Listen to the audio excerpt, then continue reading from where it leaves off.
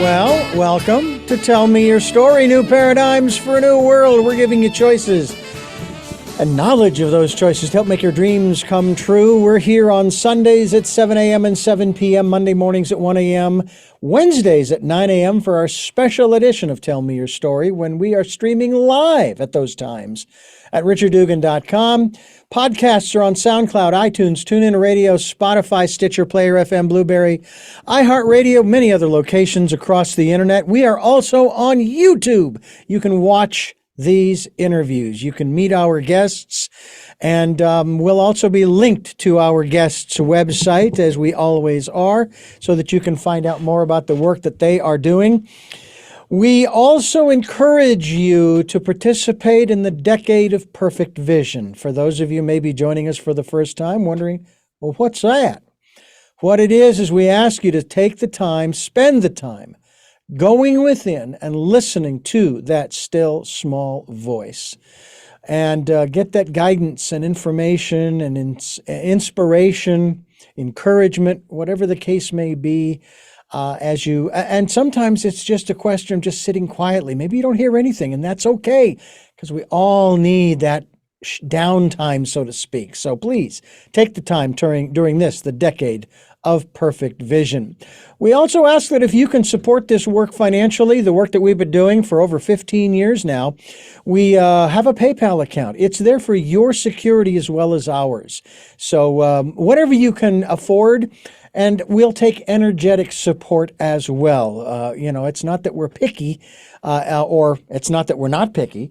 Certainly the dollars and cents can certainly help us, but sometimes good energy will lift us through the challenges as we go through our days. So with all of that said, we're going to introduce you to a woman who, at the age, amazing stuff here, of 31, she was half my age when she became a millionaire. Melissa Hughes. She's the founder of Live Rich, Spread Wealth, global movement. She's a master business coach, best-selling author, international speaker, and consultant. Welcome to Tell Me Your Story. It's a great pleasure to have you here with us. It's an honor to be here with you, Richard. Thank you so much. And I appreciate all that you do. And thanks for having such a great space where people can come and listen to some amazing stories. I appreciate it. That's what we want to hear. We want to hear your amazing story as well. I guess one of the first questions I want to ask, were you happy before you made the million? Oh, that's such a good question. And I would say that no, not before I made the million. I wasn't, because I was coming from corporate America at the time, and I was appreciative, but I wasn't where I felt I should be in order to make the biggest difference. Now, when you say that, you're saying that you weren't where you should be physically, mentally, maybe emotionally, as far as your life's purpose? Yes, as far as, I grew up in corporate America, if you will, and it hit me one day, honestly. I was in this really nice hotel room, great view outside, and I was just like knowing that I could not participate in outside. I was confined to the room because, as so many other people have experienced, I was on back-to-back calls, putting out fires, answering emails. So while I was in this great place, the work that I was doing, I was like, this cannot be it. It just cannot be it. To have a vacation lifestyle without the vacation. This could not be what life was all about. And I thought to myself initially, this is kind of the programming that I had, was the more money you make, the more freedom you'll have. And the experience that I had within corporate at that time is it was the exact opposite. Like every increase, every bonus, it was like those handcuffs were tightening and tightening. And, I wasn't really fulfilled. My career dictated my life. So the more money that I made, I had less time to be with the people that I loved, and also lesser time for myself. It ended up being very stressful, very frustrating and unfulfilling. And I was miserable. But at the end of the day, Richard, I was too ashamed to admit it. My family are immigrants. They came here from Jamaica. So I was living the American dream. I should be grateful, I tell myself. I mean, I got a lot of skills, I got awards and recognition, but deep down inside, I just knew there should be more. And at times, that little voice would tell me, there's more. There's another way. But I was so focused on all those facts. Mm-hmm. Get the education, get married, get the job, all these things, the white picket fence. And I would just end up feeling like, you know what? I understand that this is the blueprint and these are the facts, but then there came a time where I chose to listen to the little voice. I listened to it. And I said, you know what? I don't know what this other way is, but I am determined to find out what that is. And I decided to do that. And from then on, I started investing in myself. I started working with some coaches, joining some masterminds. I had a lot of introspection because I was going against the grade, if you will. It was, you're like, why are you leaving that good job to start your own business? And so as a result of making those sacrifices and changing the direction, now I have a business a life that dictates my business, as opposed to the business dictating my life. Now I get to be with the people that I love, that I get to hang out and I cherish, and have time for myself, as opposed to having no time with the people that I love. And I'm not overwhelmed and stressed anymore. I'm actually living a life that I knew existed, but I got everything that I wanted and more that I couldn't even imagine. So I'm not saying my story is unique, because I know that there's a lot of people working, they have their money, maybe even making a lot of money, but they're not able to experience life to the fullest. Or maybe people doing great things in the world, but they also have to make sure they feed their souls too. But I feel like all of us have this little voice, and some of us have ignored it to the detriment of our life, our careers, our health, and our relationships. So I believe, and I love what you entered with the, perfect vision. I believe that when we listen to the little voice inside of us that we all have access to, that's when real living can begin. When we trust ourselves to, yes, think about, be guided not just by the facts, but also by, I'd say, our intuition. Life is better, business is more profitable, and legacy is lasting. Because I know for a fact, Richard, I would not be here with you if I did not listen to that little voice. Well, it's interesting too how the free enterprise and I can't think of the right word here, capitalist system tend to create myths about what is really important. Right. And we have corporations, we have individuals who are in those corporations across this country, if not around the world. And the bottom line is, for them, is the bottom line. Right. And I sit here and I think, and I put this question to you. You were able to become a millionaire by the age of 31.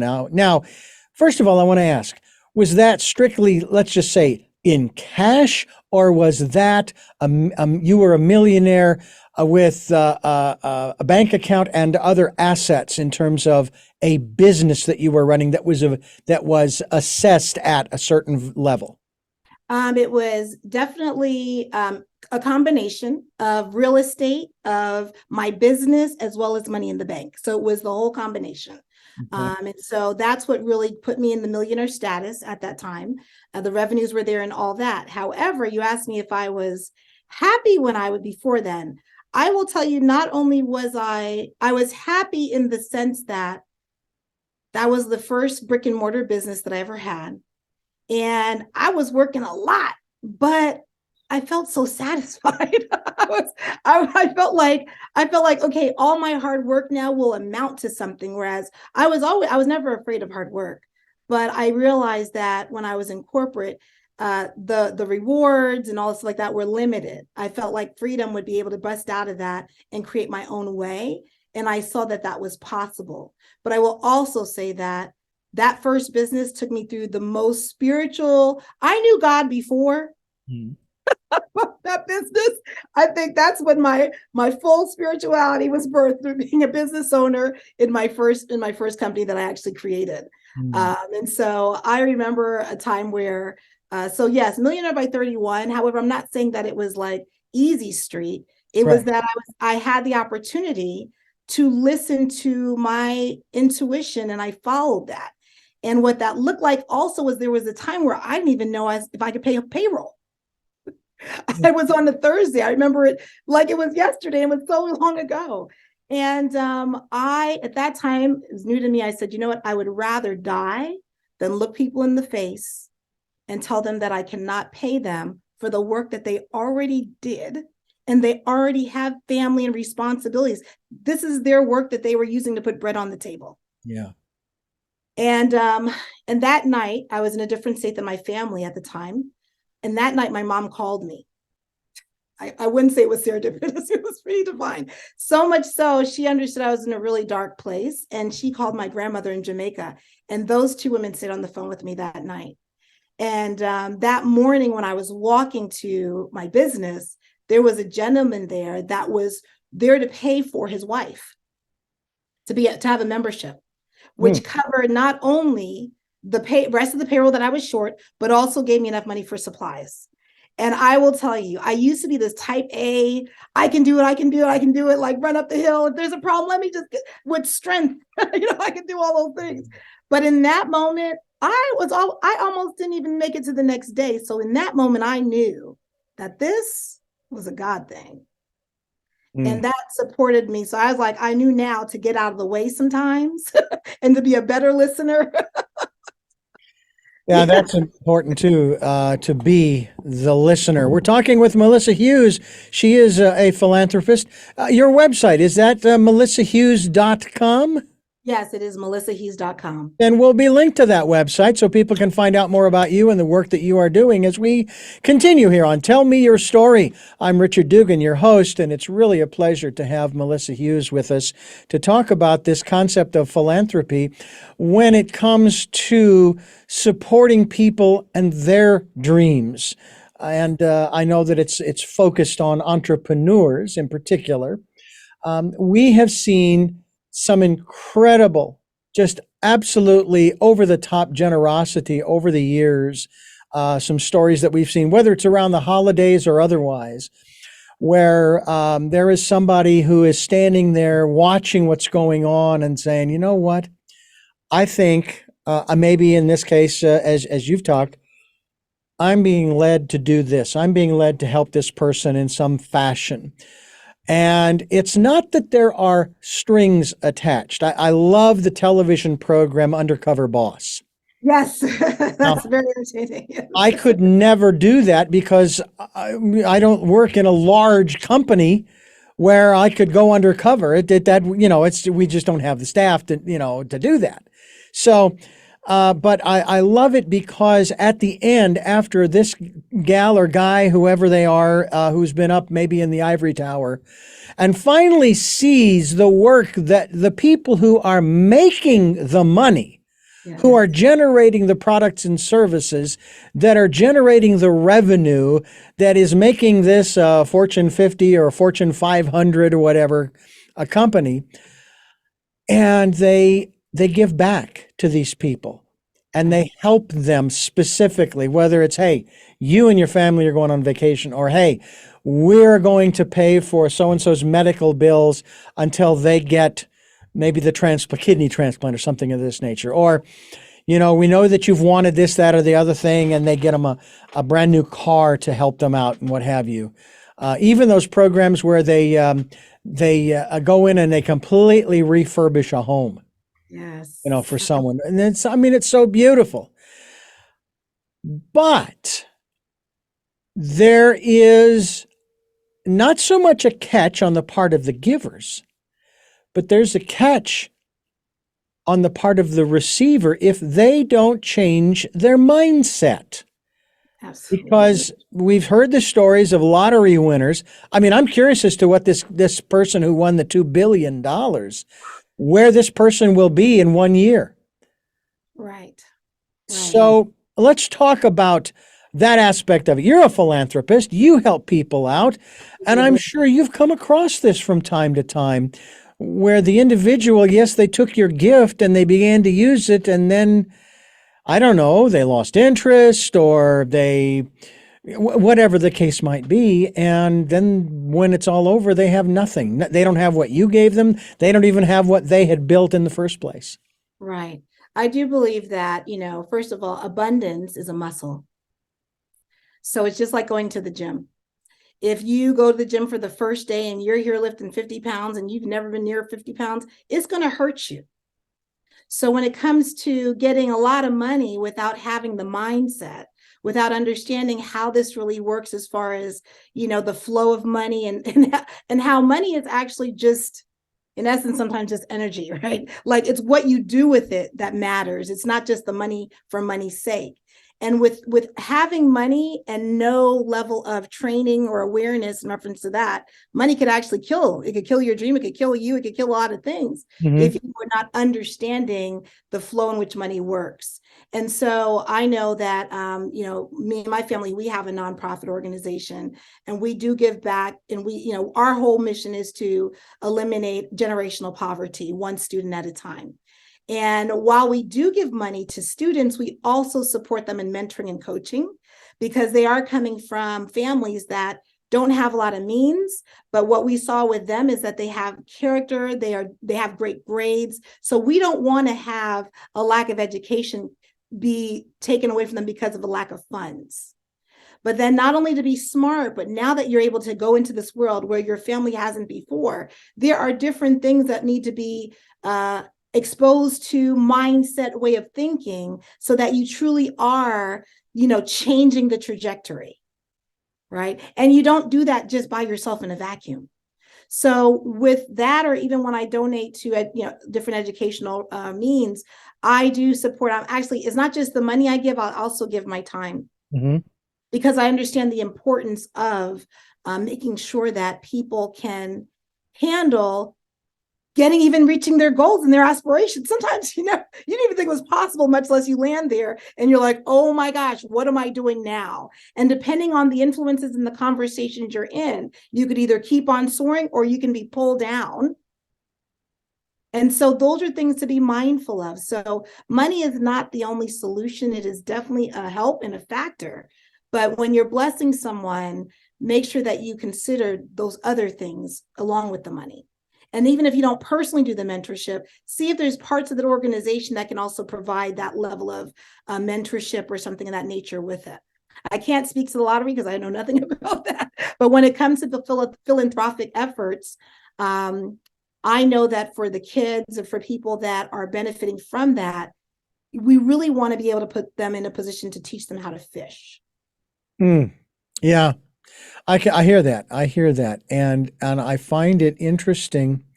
I've been working, I've been working for, let's see, I started really working when I was 12 years old, delivering newspapers in 8th grade. You too. I will tell you, if it still existed in the form that it did back then, I kid you not, I would go back and do it again. I was scared. It was early in the dark. I was afraid of dogs. my dad would be looking at me from the window. He said I was so scared. I did the paper route, but the nighttime got me in the morning. Oh, well, my first route. Work ethic, though.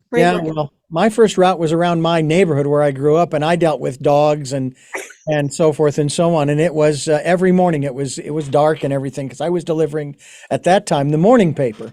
Yes. Then I got into high school my freshman year, and I said I'm going to switch over to the evening paper. However, they still delivered the Sunday morning paper. There was the Arizona Republic and the Phoenix Gazette. The Gazette did not have a Sunday edition. Okay. So I still had to get up on Sunday mornings. But it was not only the freedom of bicycling through the apartment complexes, and there were times I had 100 customers. Wow. Yeah. And I could throw the paper up to the 3rd floor or down to the 1st floor. There were some apartment complexes that were split level. Yes. And I might circle the pool, tossing, because I knew exactly where. And I remember once I tossed one paper up, the front door was open, and it went in and landed on the customer's lap. Oh, wow. And awesome. He said, now that's what I call service. It's absolutely. And I'm thinking, yeah, that's what I call maybe not such a great He didn't mind it, so it was fine. But it was then the people that I met.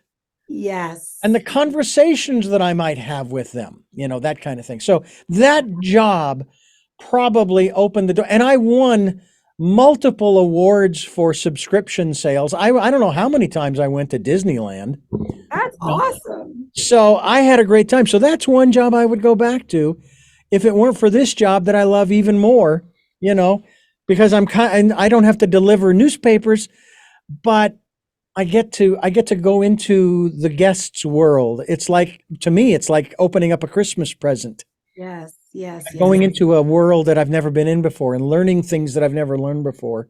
And the world that we are into today is the world of Melissa Hughes, philanthropist. MelissaHughes.com is the website. She definitely is a mentor. She is there to coach and support and encourage both nationally and internationally.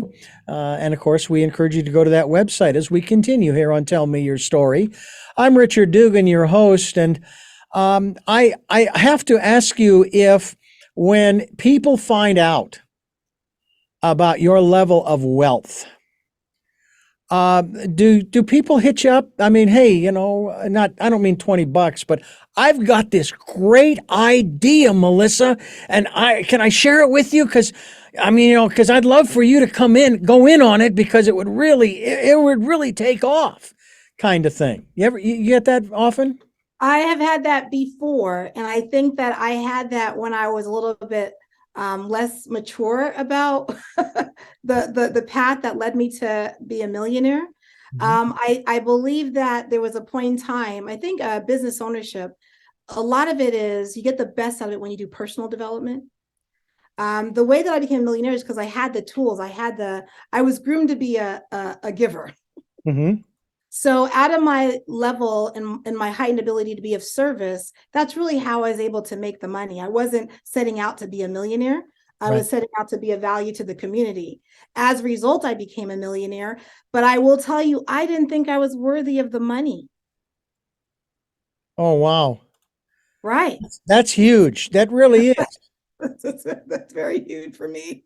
I didn't think I was groomed as a giver and as a people pleaser. So now I have this money, and if you had an idea or I felt that there was something I could do, it wasn't mine anyway. Like I would definitely be more giving and things of that nature. And what I realized is that there has to be healthy boundaries in all things, right? Because if I gave it all away and I had nothing for my legacy and things of that nature, fortunately at that time I did not have legacy specific per se. That wouldn't be good for anyone either, because I really want to do good in the world and I need to be able to be sustained in that, doing that. So when I was younger in wealth, I that's kind of how I felt, and it showed up in throwing a lot of money away at ideas and things of that nature. As I got more mature in my responsibilities in the world, as well as with my clients, and also with what I really want to do in the world for more philanthropic endeavors, I had to be more.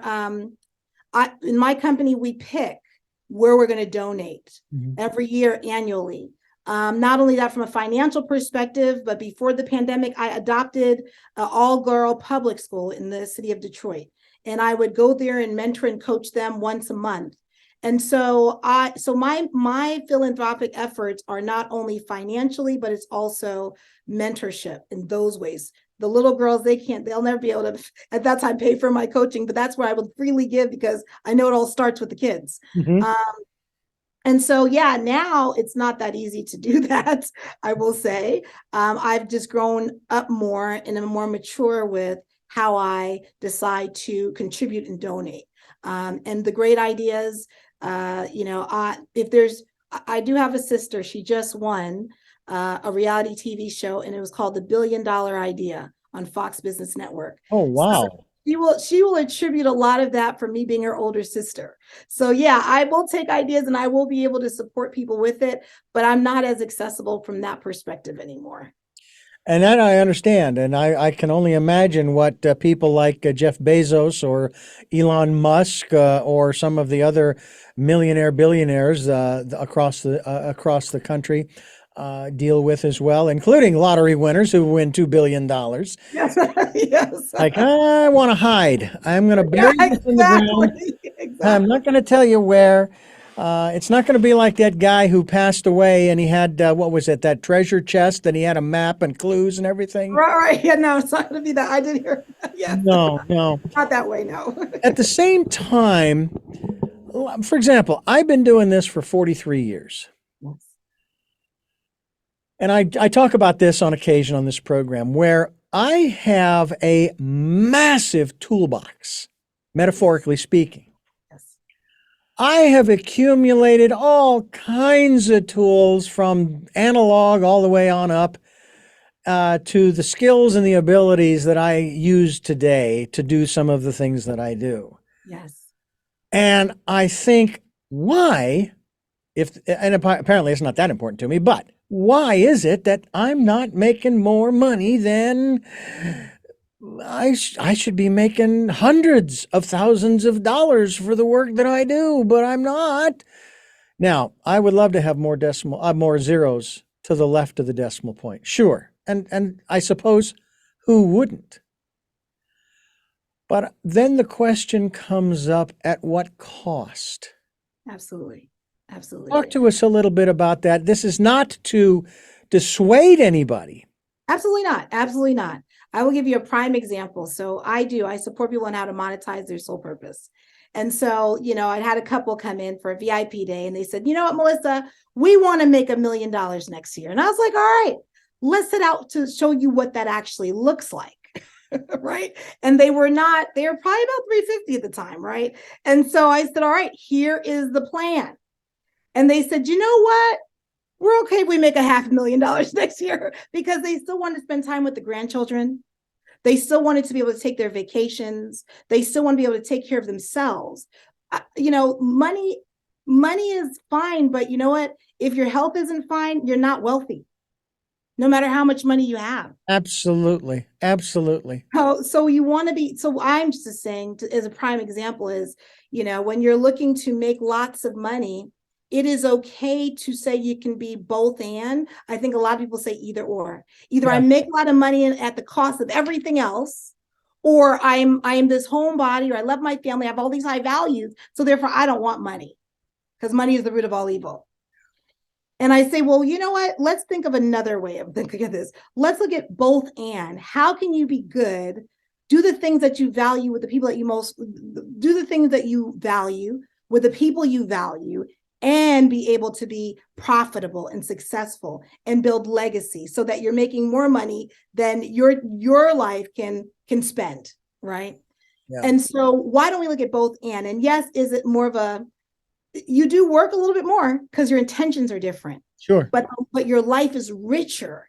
And actually, you'll see the richness is not only because of the monetization, but it's rich because you're fully present for the people that you love. You get to be happy about the little things. You find joy and gratitude in the simple things. Yeah. And you see your team differently because they're people and they have families, and you're vested in, their success as well. And so, money is not everything. Now, can I say that because I have money? Well, no, because when I was in corporate, I had money then too. But guess what? I worked harder in corporate than I did in my own business. And it doesn't mean that I work like I don't work. I do, but it's a different energy that I'm bringing to the table. And you're talking about having all this knowledge. Well, the thing about that is you got to know how to package it. like going to I have also, just like you, a lot of knowledge, but I said, you know what? I'm going to be coaching the giants of the world.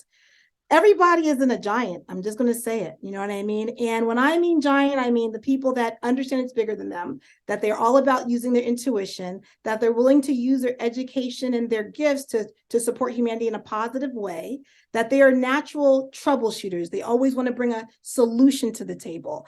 And so when I'm working, and they're highly educated and things of that nature. So when I do work with them, I said, okay, they can handle all this knowledge because it's like getting too much money if you're not used to it. If you're not used to so much knowledge, then it's going to be for naught.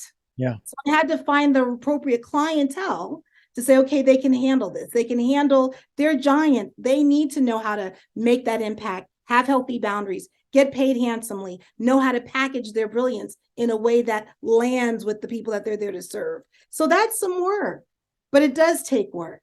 But you also want to make sure that the people you love don't suffer because you're a giant in the world.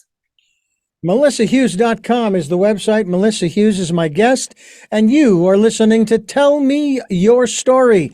I'm Richard Dugan, your host, and we're talking not just about money.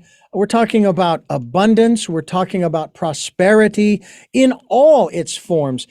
I worked for a Christian radio station back in the 80s and early 90s, in the heyday of televangelism. And we all know what that was all about. Money. I mean, the dark side of it, shall we say, it was all about the money.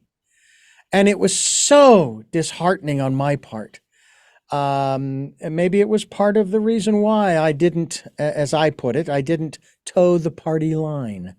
You know, my boss said when I moved on to other things that I was a casualty of Christian radio. I was curious. I studied all of the different philosophies. I actually became a Baha'i for about a year and a half. I've studied Buddhism and Hinduism and the teachings and the writings of Paramahansa Yogananda in particular. I'm in the process now of learning more about the Jewish faith, you know, and so forth, and wanting to learn more about Islam. And the thread that runs through all of them, that unfortunately doesn't run through all of the people who supposedly aspire, who take on that particular philosophy. But one of the things that gave me hope as I was working through that station was the people I would meet and talk with about their perspectives.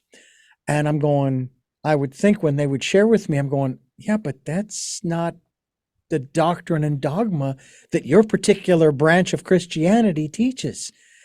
But what it said to me was, there's hope because these people are thinking for themselves.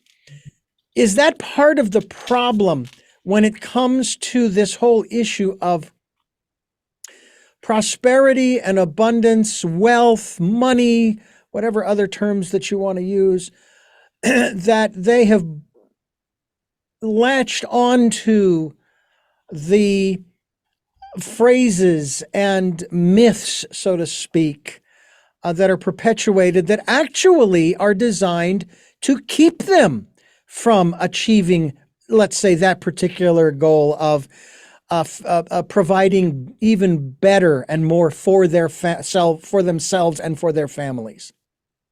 I mean, I think that's, yes, the answer is absolutely correct. And just like in religion, in all different religions, the common thing is it's bigger than us, right? There's different names for different things. It's either bigger than us or it's in us that's bigger than us. It's kind of something like that, right? And so I actually have an easier path with the whole spiritual journey because I would say to myself, I took my clients to Bali and taught them how to leverage intuition in their business and their life. And I'm like, the first time I went to Bali, these are the most grateful people I've ever met in my in my life. How can I say that they're all going to hell? Like, are you serious? I don't see that. I don't feel that. I feel that, if I had a cousin that was born in China, we're not going to describe the same things exactly the same, But now when we're talking about abundance and prosperity as it pertains to how do you get there, who's worthy of who's not, that is a lot of different propaganda. And I feel like, even when we go to college and we get education, we're trained to be really great employees, even if it's an MBA. We're trained to be really, but as far as now, they're just now putting entrepreneurship in schools in the last 10 years. I mean, that's crazy. Yeah. And so there are mindsets that are, oh, well, money is the root of all evil, or, work harder to, you gotta, when you're in corporate and you're working 50, 60 hours and you're like, oh my gosh, how could I possibly work for myself? I'm gonna have to work 80 hours a week, but that's not true. Yeah. So there's a lot of assumptions and myths. I believe abundance is our birthright. Now, how do we get to that point is a journey that's different for all of us, but it is available. If you have people that were born here, didn't have anything, were born in different countries, come here, create something in other countries as well, or people that had funds and then they were able to, their next generation was able to stand on their shoulders to create something different, bigger and better. Well, the commonality is that all those folks were human. Leg up or leg down, it is possible, but it does take work, and it does take work ethic, and it does take creativity, and it does take, trusting yourself in some decisions that are against the grain. And it also takes you knowing that, you know what, you're more than enough. Yeah. More than enough. That's a hard one for a lot of people to accept, is that they are more than enough, and that they can do anything they want. I used to ask this question at the end of the program to our guest. I would have three questions. I will have three questions for you, but not this one. Okay. But the question that I used to ask was, and you can answer this question if you'd like, how powerful are we, Melissa? We are super, like, crazy powerful. However, if someone has our minds, we're not as powerful. So that's why we have to own our minds and our thinking and know that the facts can be the facts, but check in with yourself, because there's been a lot of times in history where the facts were laid out, but people still felt that something's just not right about that. And if you look in history, they were the game changers. They were the heroes and the heroines. So be mindful of the fact that, oh yes, abundance is your birthright, and you can accomplish whatever you set out your mind to. Now, don't own the time frame, own the process. Don't own the results, own the process, because a lot of people, they look at, all they want is the results. Yeah. And they don't commit to the process. Yeah. There's a beautiful saying that I quote from time to time. Don't try to control the process, become part of Yes. the process. Yes, absolutely, absolutely. And yeah, it's when you try to control it that things can go awry. I'm not saying that because I read a book about it. Right. From personal experience, I'm sure, as I have done the same. Exactly. Yes. Let's talk a little bit about education. Now, there's obviously in a modern day, we've got this whole thing going on about forgiving student loans up to $20,000 per student and so forth. And there's one group of people that doesn't want that to happen because it's not fair to those people who paid their student loans and da da da da da. And the majority of the people who are complaining, specifically in politics, are ones who have benefited from that same gift of student loan forgiveness many years ago. Apparently they did it.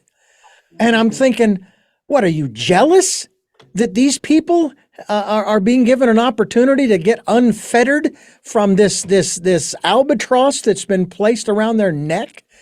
Now granted, they did make the choice to go to this particular school, to take on this particular loan. I get that.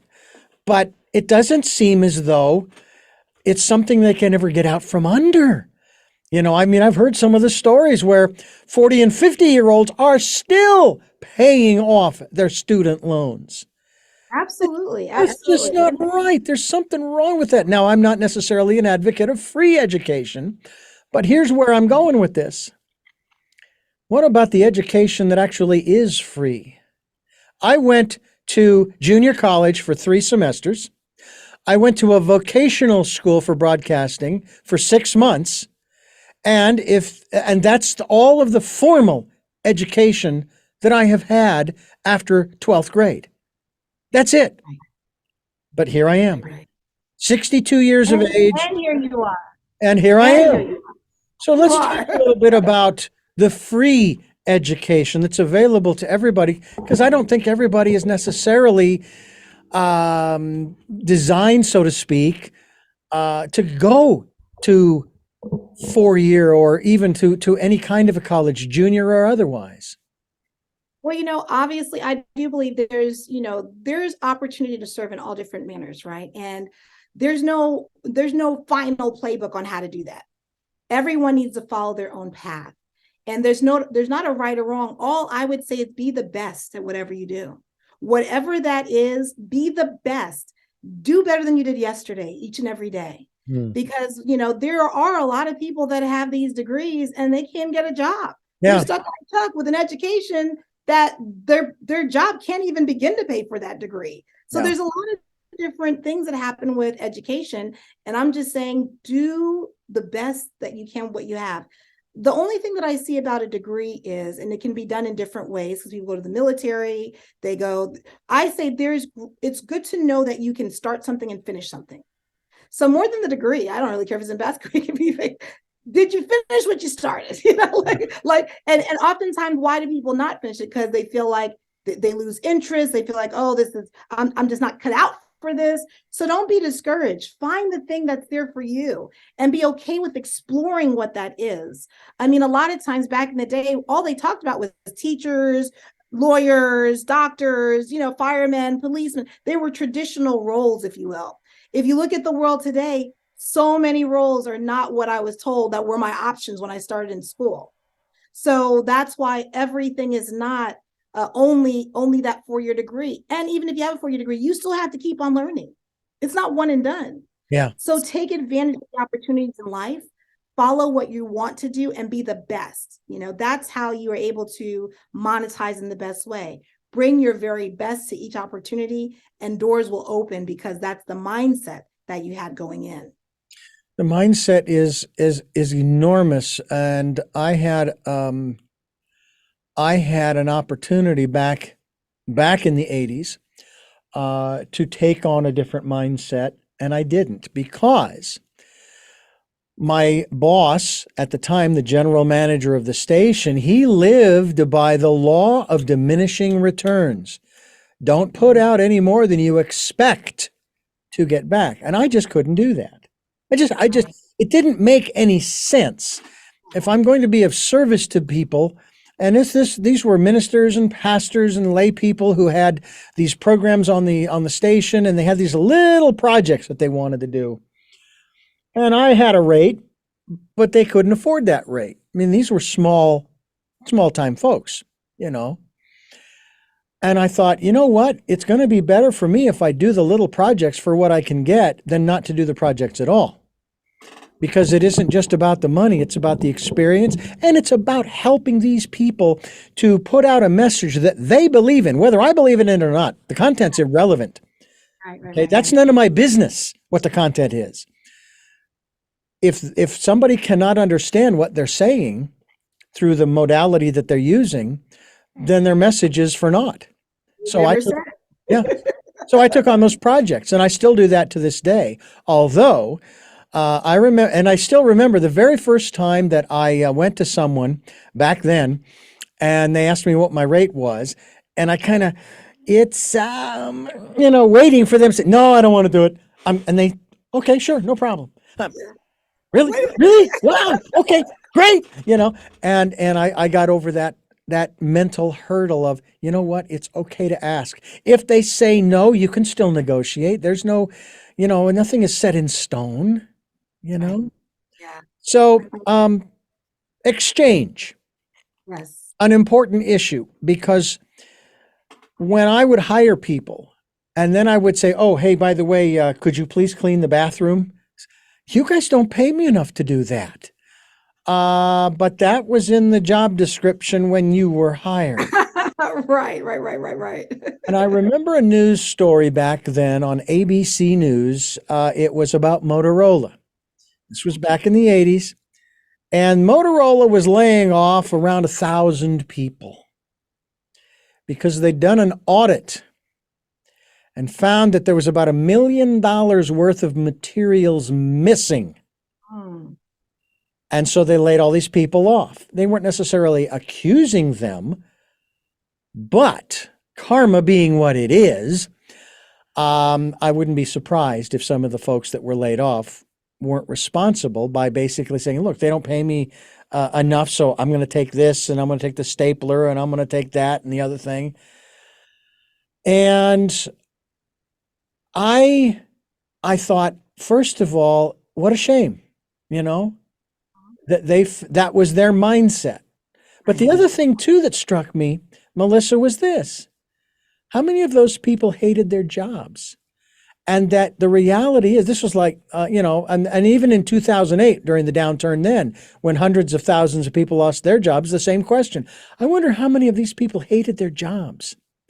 But then, shortly after all of that happened, entrepreneurism, it began to explode across this country.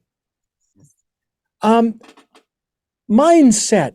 It really seems like, and I know there's the catchphrase mindfulness, Oh, kind of being in the moment kind of thing. Talk to us about that as part of the training that you share with the folks that you work with. sure. So when it comes to mindset and being mindful, it's really like, so I support people in being able to monetize their sole purpose. The nature of what I do, the nature of my business, I have to be in full integrity, right? Like, so period. So I say I work for the boss of all bosses. So I say I work for God, right? Because I feel like God is like, if you were ever working for someone and they were a great boss, what do they do if the customers are taken care of and the money's coming in the company? What they do, they say, hey, Richard, what can I do for you? You need some time off? What can I do? Like, they just make sure you're okay, right? And so when it comes to having the right mindset, it has to be steeped from a place of abundance, because if it's not, you're going to block your own blessings unbeknownst to you. Now, there's a distinction between having healthy boundaries and being in a place of abundance. Abundance doesn't mean that you have everybody walk over you. Abundance means that things are possible, that there is a way to create abundance in this world and also be willing to expand. Abundance and mindset goes, my clients, I support them in expansion. For example, I had a client and she said, you know what? She's like, oh, white males really, she was an African-American woman. She says, white males, they'll never be my customers. I said, stop that. Excuse me. What did you say? She said, white males, they'll never be my customers. I said, okay. I said, I hear you. Show me evidence of that. And the evidence that she had is that she's already had white guys as her customers. So I was like, that mindset will like put the blinders on. Yeah. It's like, if you're not open to the possibility, or people say in business, they say, oh, well, nobody's buying these days, right? And so, okay, well, let's look at what that looks like. So what did you do? What'd you do last week to get customers? Oh, well, I had a friend come into town and okay, that's fine. What did you do this last month to get customers? And when you look at the behavior, when they have a mindset that nobody's buying. I had a client and she is in Puerto Rico and she says, oh, well, I don't really do business in the summertime because nobody's buying. I said, pause. Okay, so what does that look like? I said, so how many RFPs did you send out? How many proposals did you submit? And how many that came back without like saying they weren't buying? She hadn't done the exercise. When she started doing the exercise, she had one of the best years in her whole year. She was getting customers.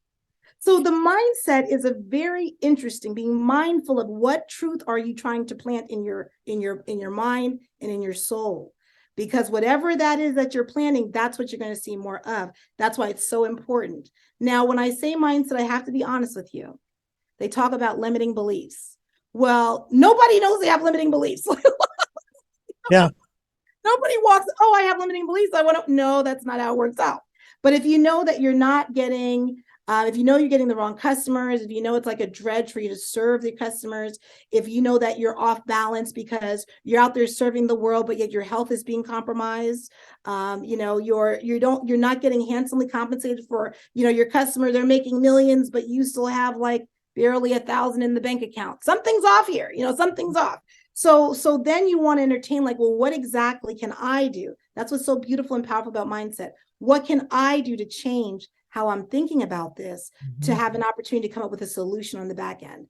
And so I'm high accountability, firm love, and I do take a stand for what are you thinking to create your reality? Is there more than enough? And can we all be millionaires? Everybody's not willing to do the work. So the answer is no on the second part. Yeah. So yeah, because it's, what are you willing to do? What sacrifices are you willing to make? How coachable are you? There's some people that are not coachable. So I couldn't even walk them $1 million if I could, because they just wouldn't be willing to receive it. So no, everybody is not able to be a millionaire. It's not that we're not capable. Everybody is capable. People that people have counted out have come back and become millionaires. Mm. But does everybody make those sacrifices? Can everybody, show up in those hard times? Everybody is persistent and persevere. You know, there's a lot that goes into being business owners and being able to accomplish those goals. I would never count anybody out. I think that's what my clients do like about me, because I'm not trying to paint a picture for you, but I am looking at your actions. Are you coachable? Are you decisive? Will you do the work? I teach, you do. And then we come back together and we say, okay, how did that work for you? Okay, I can coach you to keep on doing this with grace and ease.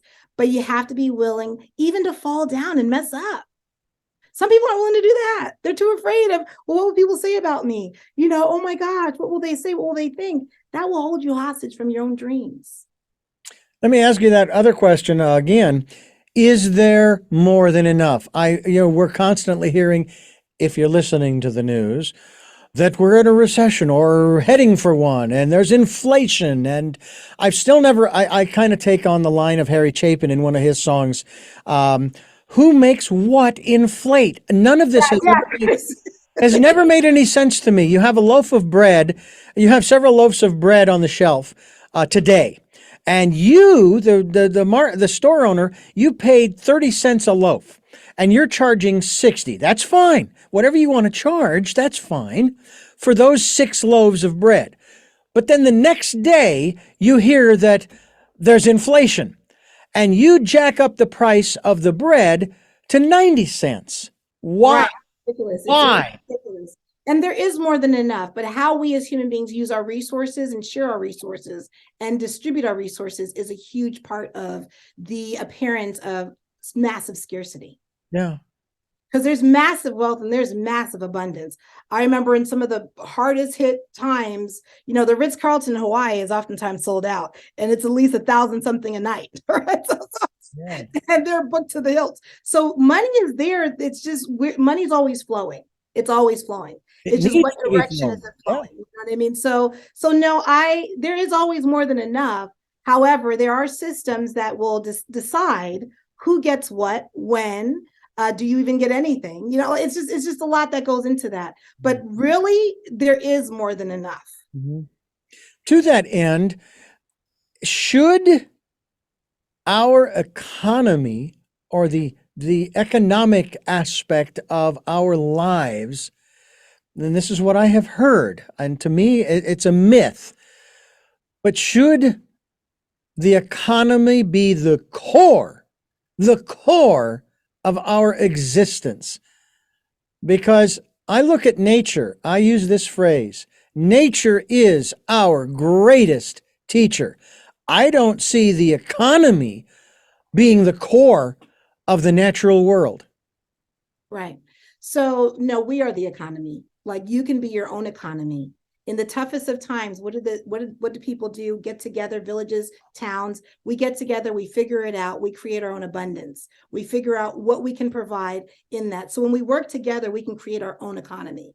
I know that during the pandemic, my clients, some of them, they were the most profitable years during a pandemic. So why? It's not because they were superhuman. It was that I was able to support them in keeping their eyes on the prize. I said, people still need you. I had to give them the talk, we eat tsunamis and hurricanes for breakfast, and we're going to go out there and keep on serving the world. And I remind them, this is a global pandemic, but we've all been through a personal pandemic. So come on now, this is not going to take you out. You have to be focused on who can you serve in this time. Some of our services were complimentary because of what we needed to provide the humanity. We need to let them know that, hey, let's keep our lights shining, so that they'll be able to do their thing, or they get clarity in these dark times. But at the same time, relationships were still compromised. Yeah. Career goals and choices were still needing people help with that. Businesses still needed help. So no, we did not experience a downtime economically, but we made sure that we kept our eyes on the prize. Who can we serve, and how can we serve slightly different and still serve? I let them know that the pandemic did not take them off the hook from serving the people that they say they're taking a stand for in the world, because those people need them more than ever. I saw a couple of things happen. The day that the pandemic was declared and they shut down the country, it was St. Patrick's Day 2020. It was the anniversary of my taking the full-time position here. And the two things went through my mind. If we follow the guidelines that we are asked to follow for 3 months, we could be done with this. 3 months, we could be done. But I don't think the will was there. The second thing that I was aware of was all of the opportunities we didn't even know existed yet down the road. And three, we were doing something different for the first time in my lifetime. Most everybody on the planet, except those who lived through the Spanish flu, we were doing something different, which meant the outcome, the coming out the other end was going to be different. Whether we liked it or not was a whole nother thing, but it was going to be different. Yes, yes. And those were the things that stuck out to me. And the abundance of food. Did you see the stories of all of these different restaurants across this country who stepped up saying, well, we've got all this food in our pantries. We don't want it to go to waste. We need to do something with it. We need to share it with the people in our communities. And they just went to town. And I was thinking, well, where in the heck is there a shortage of food? Right. I don't see it, you know? Giants are rising up. Giants are rising up to be of service. Yeah. And you know what? When that restaurant or those restaurants or other businesses did that, guess who we're going to be patron? We're going to patron those businesses. We're never going to forget who was there for us in those times because we all have choices. Mm-hmm. And that's what they chose to do. So then I choose powerfully to patron their business because of how they showed up. It is quite extraordinary, and our conversation continues here with Melissa Hughes. She is a philanthropist. MelissaHughes.com is the website, and this is Tell Me Your Story. I'm Richard Dugan, your host. Melissa Hughes, I want to ask you, is there any relation to Howard Hughes or the Hughes Aircraft Company of long ago? Well, I would have to say absolutely not. And I married into Hughes. Okay. Okay. Like I married into Michigan, I married into Hughes. There you go. There you go.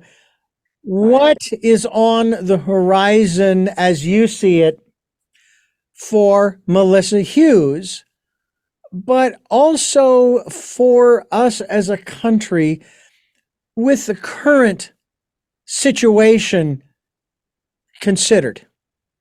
Right. And so what's up for being in relation to the country? As I say, I try to support giants and equip giants. I believe, and I was sharing this with some of my clients and some prospective clients the other day, I believe that is going to get rockier as far as the kind of information that's going to be out there. I believe that there's going to be still more discord and dissent that's going to be out there as well. And so it's going to force us to choose how we want to live our life. It's going to force us to really check in with ourselves to get the true guidance. And so that is why in this season, I am taking a stand to teach entrepreneurs and business leaders how to leverage their intuition in addition to the facts so that they can choose powerfully in times of uncertainty without second guessing themselves. I feel like that is something, everybody has it. So it's not unique to one person over another. The more you use it, the stronger you get at it. And all we can do with all the change that will continue to happen is live by our guiding principles, whatever that is for you. And also know that there's that internal divine guidance that can support you. It comes with the packaging and from the manufacturer. It comes with the package. So it is supposed to be that supporting us in that guide and to look for and to encourage people to see people. A lot of times we see the book covers, the bookends, but we actually don't take time out to look inside the book and see what's also there that's brilliant to uncover and unfold, and also see some similarities. We're all tied to this thing called the human race. So what can we do to be stronger, be more supportive? Not to say you have to change. I'm not asking anybody to change themselves. Heck, be all that you can be. However, there's room for disagreements if we still honor each other as human beings that were birthed. We all have a mom and a papa, as far as I know it. we all bleed. We all have emotions. So, with all the change that's going on, let's go back to those basics of, be kind to yourself and be kind to others. Very good. Let me ask you before we wrap things up here, if there is any impact in what you have been able to accomplish in spite of or because of the fact that you're not just a woman, but you're a Black woman. Yes. So I've always tried to, well, first of all, being a founder of Live Rich, Spread Wealth, my goal is to impact 10 million people to live rich and spread wealth. And so what that means is live rich is really accepting all of who you are. The quirky, your education, your experiences, and supporting humanity positively and making room for the abundance that you provide. I was at 3 million and I was like, I'm not getting any younger. so I just came out with a documentary, and that documentary provides that blueprint for anyone that's like, all right, sister, this Black woman, how did she get and do the things that she did? I said, you know what? I'm going to put it out there so that you will see the ups and downs, but that it's still possible. I wasn't born with a silver spoon in my mouth. I'm just as human as the other person. And I make a lot of mistakes. My bounce back's just more fierce, meaning that before when I fell down, I'd be there, lollygagging at the fall down. Now you might not even catch me. I get up so fast. You don't even know that I'm down. So I mean, I definitely believe that this is the time to continue to support others and growing, and that's what I'm doing. That's what I'm up to. That's how I'm really making this impact in the world. So that's just one of the ways that I feel like, it's each one teach one and share behind the curtains. A lot of times people are so comfortable with saying, oh, these are all my successes, but they don't tell you, well, how did you get there? What did you do? And so that's just one way that I can give back and let them see that that'll always be complimentary. There'll never be a charge for that documentary because it's part of inspiring people to live rich and spread wealth. Well, I have to say this has been a very fascinating conversation with you. I've really enjoyed it, and I hope that we can have you back to talk more, maybe get into some specifics in terms of people that come to you for the very first time and how you go about the process of assessing where they are so that you know where you need to start. But I'm sure that you have some basic principles that you follow, and I'd love to follow up on that. Absolutely, Richard. It's been nothing but a joy being here with you. Like I said, I love what you're doing. And so for all the things that you've been through in your life, I want to say thank you for being the courageous man that you are, to stay true to what you believe and to be that voice. It doesn't go unappreciated. And I just want to say thank you. I appreciate the opportunity to be here with you today. Well, thank you very much. I appreciate the kind words. Before we go to the 3 final questions, I do want to address you, the listener and the viewer. Thank you for listening to and watching Tell Me Your Story. New paradigms for a new world, as we are giving you choices and knowledge of those choices to help make your dreams come true.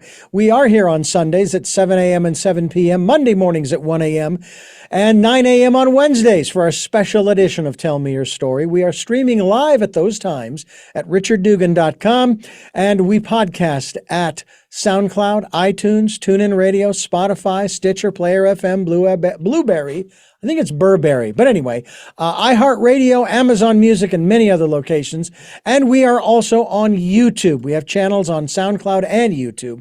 We hope that you will subscribe. We hope that you will allow yourself to be notified every time a new interview is posted so that you can continue your education. I consider that I'm getting an education as well as getting therapy at the same time. These programs have been therapy for me since I've been doing these 43 years ago, and even more so nowadays to better understand myself and to better understand ways of serving the people around me better, as well as taking care of myself. We have to take care of self as well. So don't neglect self. I'm not talking about narcissism here.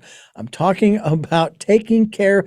I mean, the last time I was at the beach was on Saturday night when my wife and I drove down to the ice cream parlor, got some ice cream, and went down and parked in the parking lot there and just sat there listening to the ocean and some music and just enjoying that time. But I need to get out and see it during the day, listen to the surf roll in, get mesmerized, so to speak. It's a beautiful thing. And so anyway, we hope that you'll do that. We also hope that you will maybe spend some time at the beach if you have one, listening to that still small voice, going within and listening, or maybe just being quiet and still. I think a great passage from the Bible, the Old Testament, be still and know that I am God, not me, but the God that you serve. And with that, we also encourage you to support us if you can do so financially. We have a PayPal account. It is there for your security as well as ours. We'll take any amount. Any amount is greatly appreciated. We'll take energetic support. Just send it our way. Thank you to those who have helped. And thank you to those who will help.